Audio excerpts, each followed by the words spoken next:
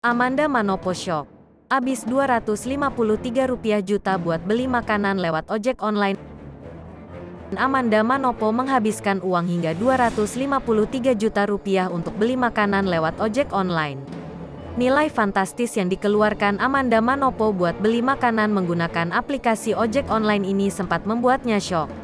Amanda Manopo sempat berpikir untuk menghapus aplikasi ojek online yang membuatnya belanja makanan hingga ratusan juta itu.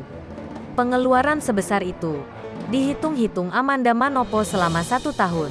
Terhitung dari tanggal 2 November tahun 2021 sampai dengan tanggal 2 November tahun 2022. Aktris Amanda Manopo habiskan uang hingga ratusan juta hanya untuk membeli makanan via ojek online selama kurun waktu tersebut.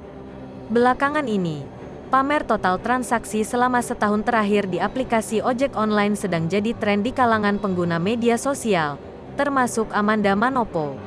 Melalui akun Instagram pribadinya @amandamanopo, ia membagikan sebuah tangkap layar transaksinya menggunakan salah satu aplikasi ojek online. Amanda Manopo mengeluarkan nominal yang sangat fantastis dalam kurun waktu setahun.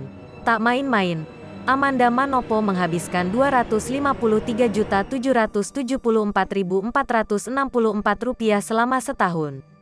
Syok melihat pengeluarnya, Amanda Manopo pun berniat untuk menghapus aplikasi tersebut.